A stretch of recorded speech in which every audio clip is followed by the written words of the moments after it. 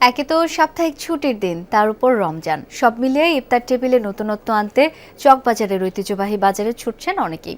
সেখানে রয়েছেন সহকর্মী মশিউর অনিক। যাবো তার কাছে। অনিক, আজকে তো সাপ্তাহিক ছুটির দিন, ভিড় কেমন দেখছেন চকের ইফতার বাজারে? কি কি ইফতার পাওয়া যাচ্ছে? ম্যাটাডোর নিয়ে এলো স্মার্ট ইনস্টা ওয়াল। এটি ইঞ্জিনিয়ারিং প্লাস্টিকে তৈরি মজবুত দেয়াল। প্রশ্ন করি এই মুহূর্তে আসলে এই রমজানের শুরুর সময়টায় যে প্রথম শুক্রবার, সেই শুক্রবারে চকবাজারে কেমন ভিড়, বিশেষ করে যেই ঐতিহ্যবাহী চকবাজারের, আমি একটু দেখানোর চেষ্টা করি যে ঐতিহ্যবাহী চকবাজারের খাবারের কথা সবাই নিশ্চয়ই জানেন। 400 বছরের ঐতিহ্য এই চকবাজারের খাবারের ইতিহাস যদি একটু স্মরণ করিয়ে দিই, সেই মোগল আমল থেকে কিন্তু এই আসরটি বসে এবং এখানে কিন্তু অনেকে আসেন যারা ইফতার কিনতে। শুক্রবারের এই সময়টার কথা যদি বলি তাহলে এখানে প্রচণ্ড ভিড়।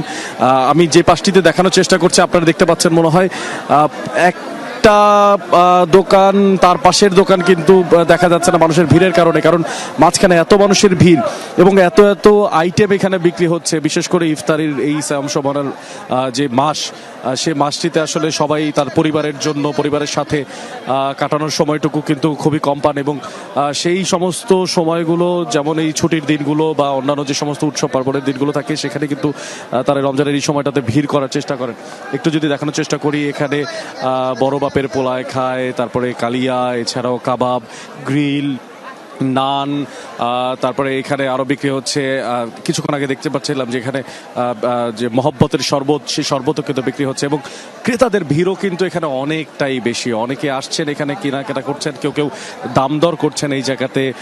বিক্রেতারাও বেশ বিরক্ত হচ্ছেন, কারণ এক ক্রেতার সঙ্গে কিছুটা সময় কথা বলে ফিরতি যে ক্রেতা, তিনি কিন্তু অন্য দোকানে চলে যাচ্ছেন। অর্থাৎ প্রতিযোগিতা, অর্থাৎ কেনা বেচা কেনার যে প্রতিযোগিতা, সেই প্রতিযোগিতা যেমন চলছে, তার পাশাপাশি ক্রেতাদের সরগরম কিন্তু যতটা ইফতারের সময় ঘনিয়ে আসছে তত কিন্তু আরো বাড়ছে। এই মুহূর্তে ঘড়ির কাঁটায় যখন সময় আসলে 4টা 5 মিনিট, তখন কিন্তু ভিড় কিছুটা বেশি। বিক্রেতাদের সঙ্গে কিছুক্ষণ আগে কথা বলার চেষ্টা করেছি, তারা বলেছেন ভিড় আরো বাড়বে। আমরা একটু কথা বলতে চাই। আচ্ছা চাচা, আপনার সঙ্গে একটু কথা বলতে চাই যে আসলে ভিড়টা কোন সময়টা বেশি থাকে? আজকে তো সাপ্তাহিক ছুটির দিন। আজকে ছুটির দিনের জন্য কম ভিড়, আসরে পরে ভিড় থাকে বেশি। আজকে মার্কেট বন্ধ তো, যার কারণে ভিড় কম। আচ্ছা, যেমনটা তিনি বলছিলেন যে আজকে শুক্রবার সাপ্তাহিক ছুটির দিন, আসরের পরে ভিড়টা একটু বেশি থাকে, তবে আজকে মার্কেট কম বন্ধ থাকার কারণে ভিড়টা একটু কম বলছিলেন তিনি।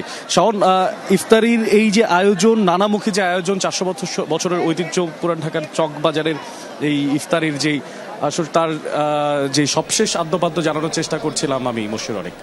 অনেক দেখছিলাম সরাসরি। অনেক ধন্যবাদ আপনাকে।